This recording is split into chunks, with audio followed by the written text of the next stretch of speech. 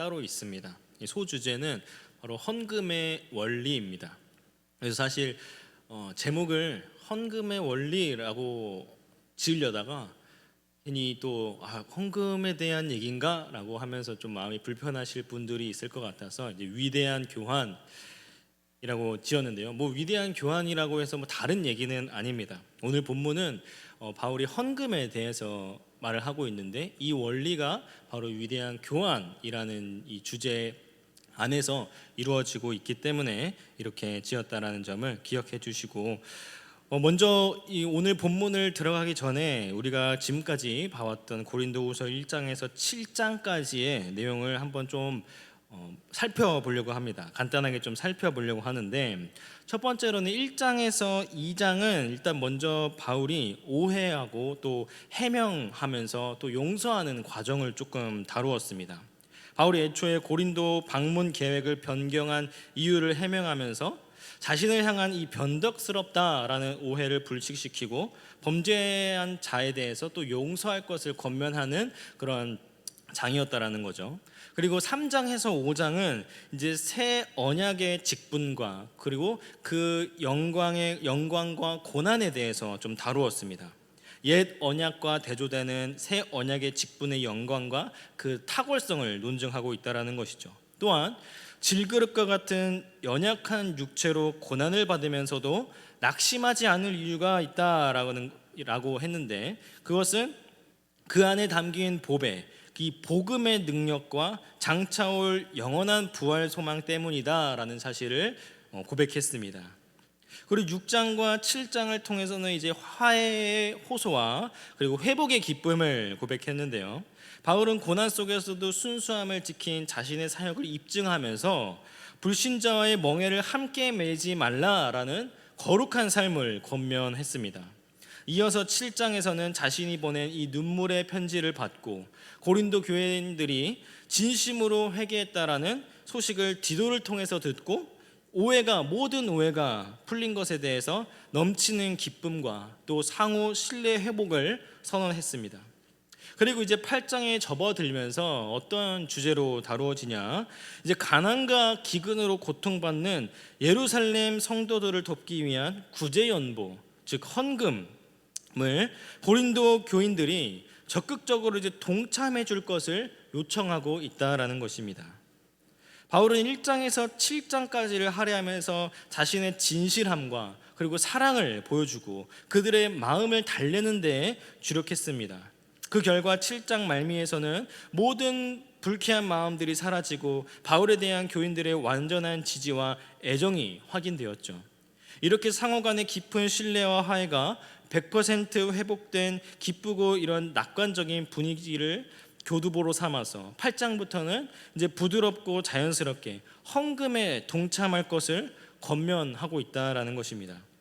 그래서 8장과 9장은 이런 헌금을 주제로 해서 다루고 있는데, 이 8장과 9장을 좀 이해를 하려면 먼저 바울이 왜 이방 교인들로부터 헌금을 모아서 예루살렘에 전달하려고 했는지 그 배경부터 좀 우리가 먼저 살펴보아야 합니다. 1세기 오순절 성령 강림 직후에 베드로의 설교 한 번에 3,000명이 회심하고 사도들의 말씀 앞에 남자만 5,000명이 돌아오는 전례 없는 부흥이 예루살렘을 뒤흔들었습니다. 눈 깜짝할 사이에 수만 명의 규모의 교회 공동체가 탄생하게 된 것이죠. 그러나 이 폭발적인 성장의 이면에는 처음부터 해결하기 어려운 경제적 위기가 도사리고 있었습니다. 그 이유는 크게 두 가지입니다. 첫 번째로는 예루살렘 교회를 구성한 성도들 대부분이 애초에 가난했다라는 겁니다. 교회의 주된 구성원은 유대 지역과 갈릴리 지역 출신의 서민들이었고 경제적으로 여유 있는 이들은 극소수에 불과했습니다. 공동체 전체를 지탱할 만한 재정적 기반 자체가 완전히 취약했다라는 것이죠. 두 번째로는 신앙을 선택한 대가로 생계 자체가 무너져 내렸다라는 겁니다. 예루살렘은 유대교의 심장부였습니다. 그런데 그 한복판에서 예수님을 믿는다라는 사실이 알려지는 순간 사업 계약은 파기되고 일터에서 쫓겨나게 되고 시장에서는 거래가 끊겼습니다. 믿음을 지키는 것이 곧 먹고 사는 것을 포기하는 일과 다름이 없었다라는 것이죠. 이 중에 압박 앞에서 예루살렘 교회는 더 이상 이러한 위기를 자체적으로 감당할 수 없는 상황에 이르게 됩니다. 그래서 바울이 세운 이방 교회들로부터 헌금을 모아서 예루살렘에 전달하려는 사역에 나선 것은 바로 이런 절박한 현실에 대한 응답이었다라는 것이죠. 그래서 바울은 오늘 본문 8장을 통해서 먼저 고린도 교회를 향해 말을 꺼내기 전에 8장 1절부터 6절을 통해서 마게도냐 교회 이야기를 먼저 들려줍니다.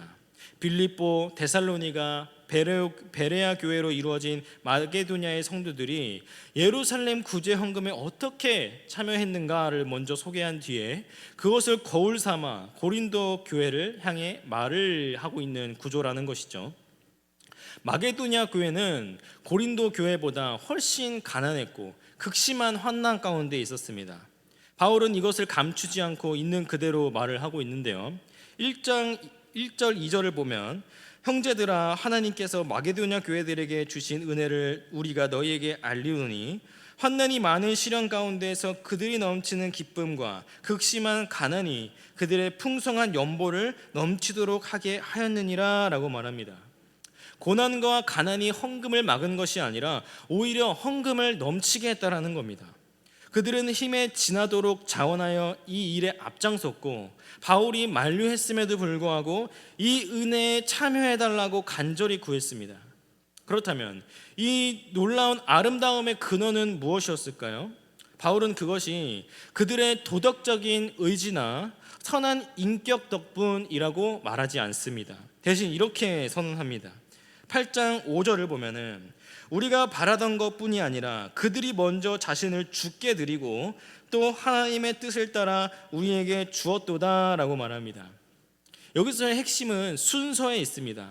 돈을 드리기 전에 먼저 자기 자신을 하나님께 드렸다라는 겁니다. 헌금은 자발적인 헌신의 결과일 뿐 출발점이 아니었다라는 것입니다.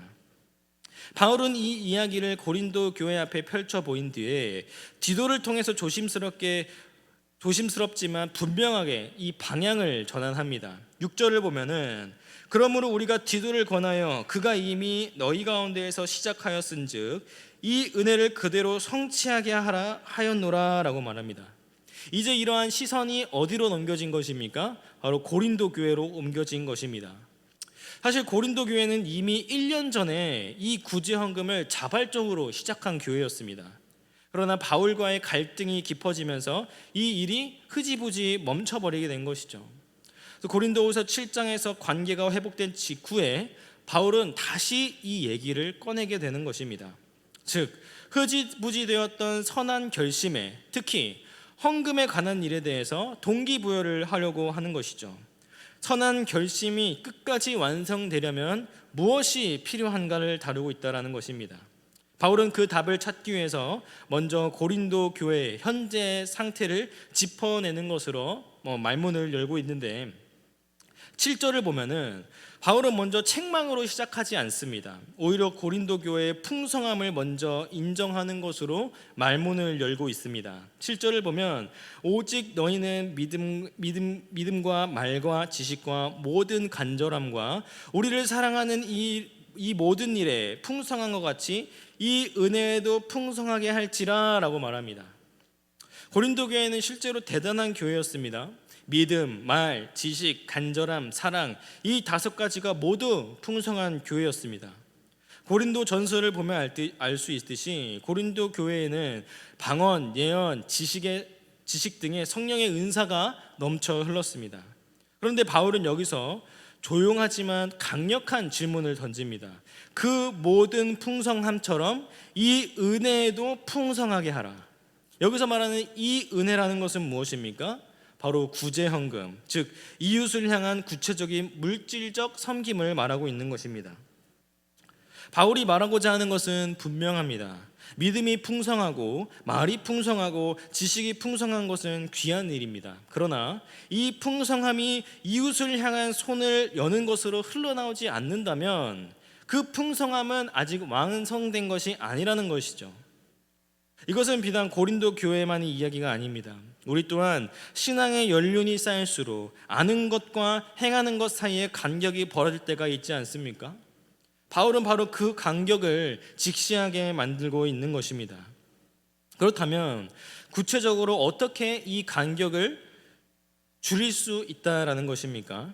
다시 말하면 우리가 받은 이 풍성한 은혜를 어떻게 흘려보낼 수 있다라는 것입니까?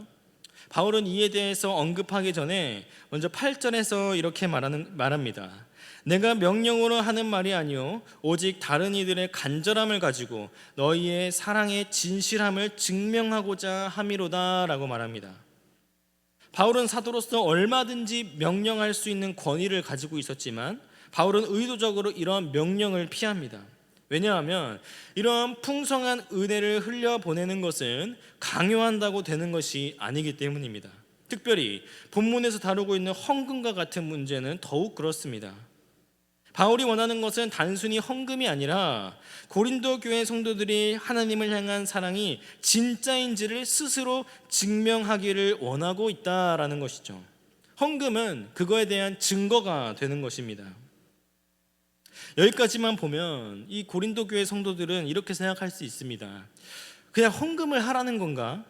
헌금하라는 말을 그냥 부드럽게 말하고 있는 건 아닌가? 라는 생각이 들 수 있다는 것이죠.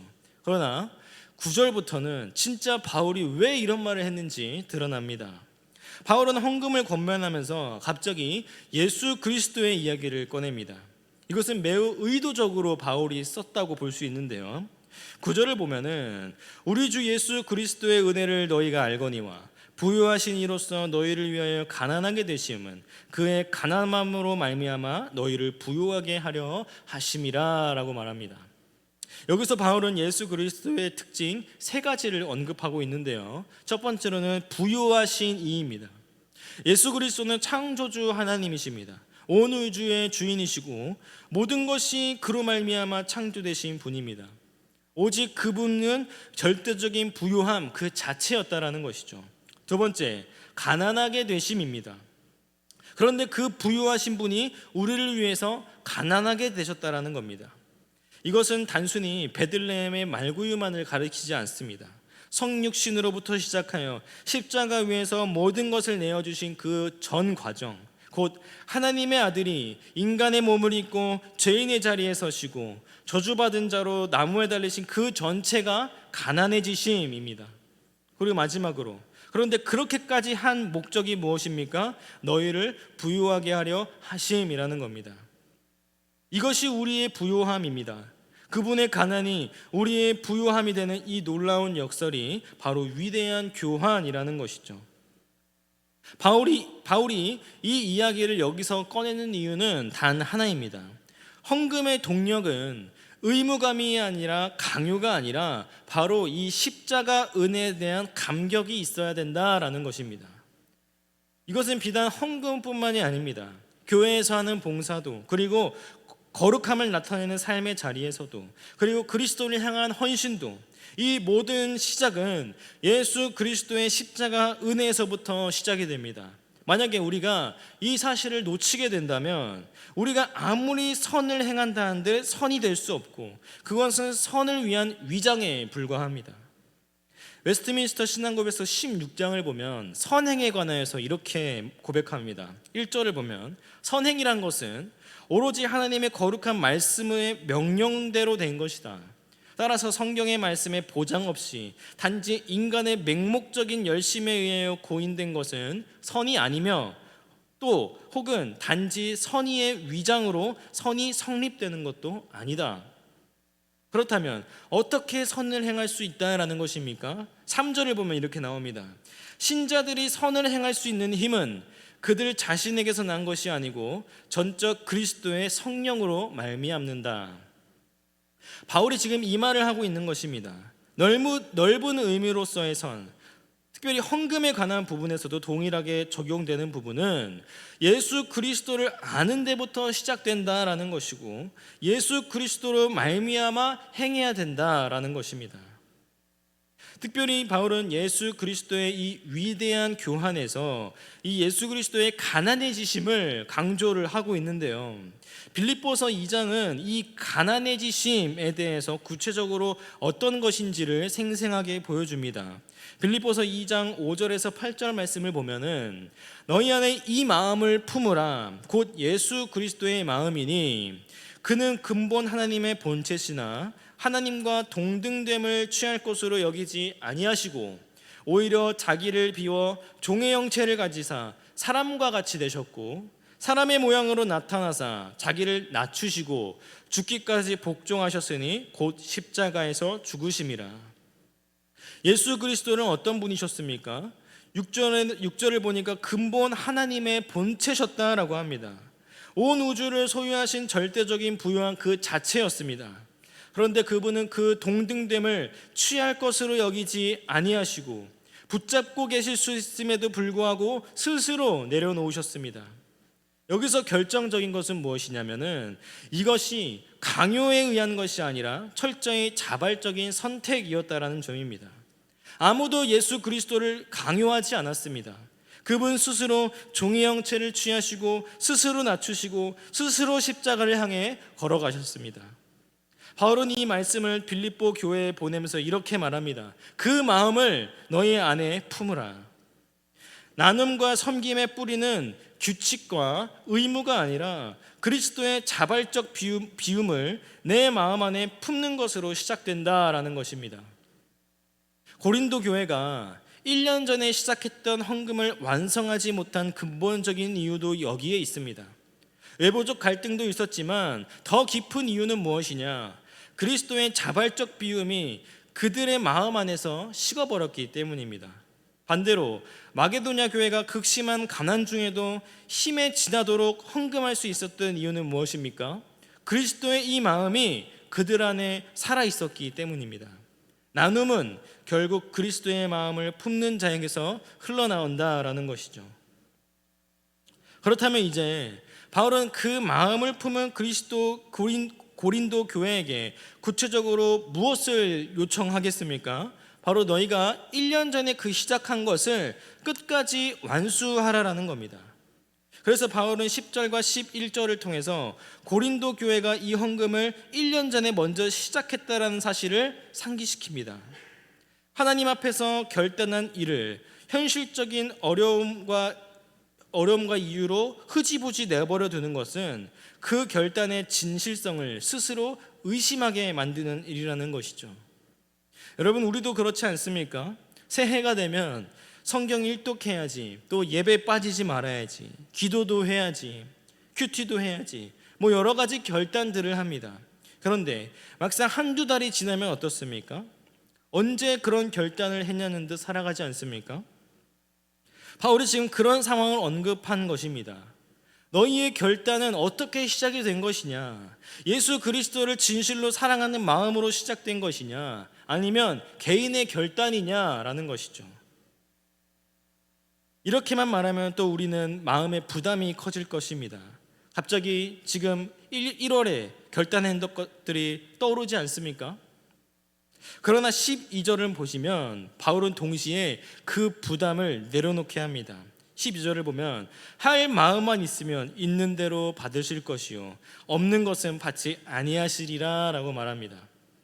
하나님은 결코 우리가 가지지 않는 것을 요구하지 않으신다라는 것입니다. 헌금의 주제로 얘기해 보자면 헌금의 기준은 금액이나 크기가 아니라 자원하는 마음이라는 겁니다. 형편이 어렵다면 형편에 맞게, 여유가 있다면 여유에 맞게 있는 대로 드리면 된다는 것입니다. 헌금은 자신이 얼마나 큰 능력을 가지고 있는가 그것을 경쟁하는 것이 아닙니다.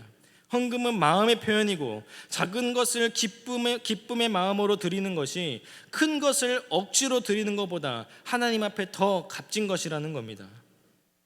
여러분, 누가복음 21장 1절에서 4절은 이러한 원리를 가장 극적으로 보여주고 있습니다. 성전 헌금함 앞에 부자들이 줄지어 서 있었습니다. 그들이 넣는 금액은 분명 과부가 넣는 2렙돈보다 훨씬 컸습니다. 그런데 예수님은 그거에 대한 평가는 완전히 다르죠. 누가복음 21장 3절 말씀 보면은 이르시되 내가 참으로 너희에게 말하노니 이 가난한 과부가 다른 모든 사람보다 많이 넣었도다. 부자들은 풍족한 중에서 드렸습니다. 남고 넘치는 것 중에서 일부를 드린 것입니다. 그러나 과부는 가지고 있는 생활비 전부를 드렸습니다. 드리고 나면 아무것도 남지 않는 상황에서 드린 것입니다.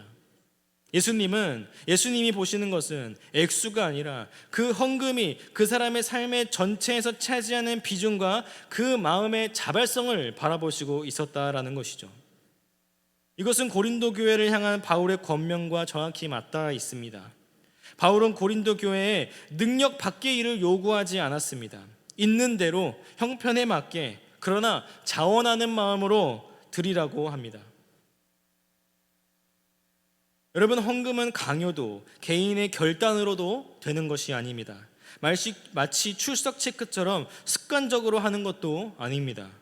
가장 먼저는 예수 그리스도의 십자가 은혜 그리고 사랑을 기억하시기를 바랍니다. 헌금은 그에 대한 감사로 드려지는 것입니다. 그리고 우리가 한 가지 더 기억해야 될 부분은, 그렇다면 왜 헌금을 해야 되는 것인가 라는 겁니다. 이 말은 하나님께 대한 감사로 다른 봉사도 하면 되고 다른 일도 하면 되는데 왜 굳이 헌금이냐라는 것이죠. 이에 대해서 바울은 이렇게 말합니다. 13절 14절 말씀을 보면은 이는 다른 사람들은 평안하게 하고 너희는 곤고하게 하라는 것이 아니오 균등하게 하려 함이니 이제 너희의 넉넉한 것으로 그들의 부족한 것을 보충함은 후에 그들이 넉넉한 것으로 너희의 부족한 것을 보충하여 균등하게 하려 함이라 라고 말합니다. 바울은 여기서 헌금의 목적을 아주 명확하게 밝히고 있는데요, 이것은 한쪽이 일방적으로 희생하고 다른 한쪽이 편안하게 누리는 구조가 아니라는 겁니다. 바울이 제시하는 이 원리는 균등, 즉 상호 보완입니다. 고린도 교회가 넉넉한 물질로 예루살렘 교회의 부족함을 채워줍니다. 그러나 언젠가 상황이 역전될 때 예루살렘 교회가 고린도 교회의 부족함을 채워줄 것이라는 것이죠. 이것은 물질이 될 수 있고 영적 자산이 될 수도 있습니다. 실제로 예루살렘 교회는 복음의 근원지로서 이미 이방 교회들에게 영적으로 풍부한 것을 나누어 주기도 했었죠. 이미 영적 부채를 지은 이방 교회가 물질로 갚는 것은 자연스러운 상호 보완이라는 것입니다. 교회는 소유의 많고 적음에 따라 서열이 정해지는 것이 아닙니다. 서로의 결핍을 자신의 풍요로 채워주는 유기체적인 생명 공동체라는 것이죠. 바울은 이러한 원리를 증명하기 위해서 구약의 한 장면을 소개하고 있는데 15절입니다. 기록된 것 같이 많이 거둔 자도 남지 아니하였고 적게 거둔 자도 모자라지 아니하였느니라. 이 장면은 출애굽기 16장 18절 광야 만나의 사건을 소개하고 있는 것인데요, 이스라엘 백성이 광야에서 만나를 거둘 때 많이 거둔 자도 남지 않고 적게 거둔 자도 모자라지 않았습니다. 하나님이 공평하게 채워주셨다는 것이죠. 바울은 이 구속사적 원리가 신약 시대에도 동일하게 적용된다고 말하고 있습니다. 다만 그 방법이 달라졌을 뿐입니다. 광야에서는 하나님이 직접 만나를 내려주셨습니다. 그러나 신약 시대에서는 성도들이 자발적으로 나누는 헌신을 통해서 하나님이 그 균등함을 이루어 가신다라는 것이죠.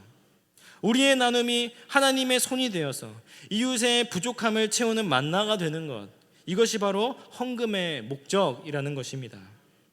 말씀을 맺겠습니다.